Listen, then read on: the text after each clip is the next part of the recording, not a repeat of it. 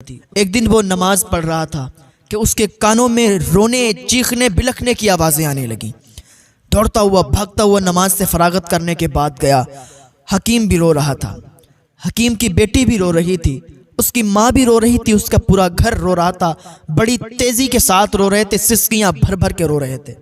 इसने पूछा, या अल्लाह, ये ऐसा क्या हादसा इनके साथ हो गया है?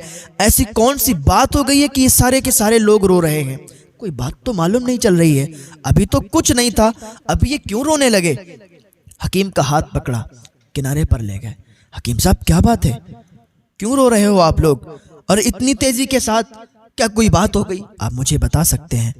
हकीम ने कहा, मैं आपको क्या बताऊं, मैं अभी आपको बताने के लायक नहीं हूं, मेरे आंसू नहीं थम रहे हैं, मैं कैसे आपको बताऊं?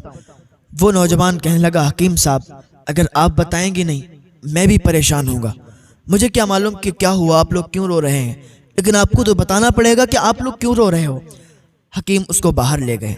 ले जाने के बाद कहा, सुनो, हमारा ये जजीरा है ना, इस पे बड़ी मुसीबतें आती हैं, और जब कोई मुसीबत आती है ना, कोई तूफान आता है, कोई भूचाल आता है, तो बहुत से लोग मर जाते हैं, बहुत से लोग बेघर हो जाते हैं, घर तबाह हो जाते हैं।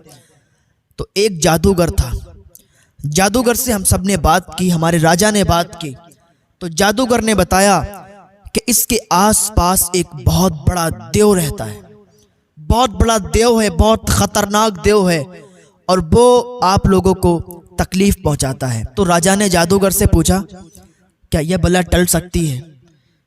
क्या वो देव शांत हो सकता है? आप मुझे बताएं।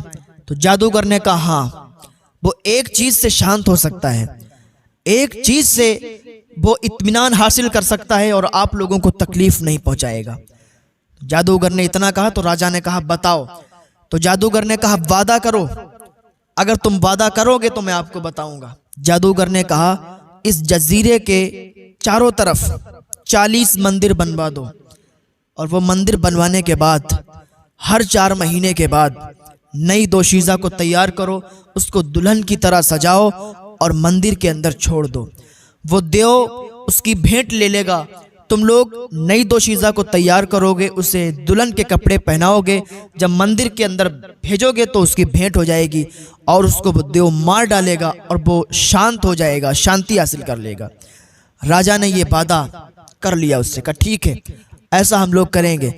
अगर किसी एक दोशीज़ा की जान जाती है, एक लड़की की जान जाती है, तो उससे तमाम जानों को हिफाजत मिलेगी, तमाम जानें महफूज रहेंगी। इतना कह के वो हकीम फिर रोने लगा और दहाड़े मार के रोने लगा। नौजवान कहने लगा, हकीम साहब, इसमें मेरे सवाल का कोई जवाब नहीं है। मैंने आपसे ये पूछा कि आप लोग रो क्यों रहे हो, आप लोग क्यों आहोजारी कर रहे हो? वो हकीम साहब कहते, मैं क्या बताऊं, मेरी जबान से वो अल्फाज ही नहीं निकल रहे। मैं बता तो रहा हूं, हर 4 महीने में एक नई दोशीज़ा को पेश किया जाता है, और आज हम लोग इसलिए रो रहे हैं, हमारी जो फूल जैसी लड़की है, हमारी जो फूल जैसी लड़की जिसको हमने बड़े प्यार से, बड़े नाजों से पाला है, उस हसीनो जमील लड़की को आज तैयार किया जाएगा, उसको आज उसी देव के पास भेजा जाएगा जिसने हमने अपने नाजों से पाला है, फूलों की तरह रखा है। उस लड़की को उस देव के हवाले कर दिया जाएगा, भेंट चढ़ाई जाएगी उस लड़की की, और मेरी बेटी की भेंट चढ़ेगी, मैं देख नहीं पाऊंगा, मैं तो पहले ही मर जाऊंगा, इसीलिए रो रहा हूं। उस नौजवान ने कहा, हकीम साहब, आपको रोने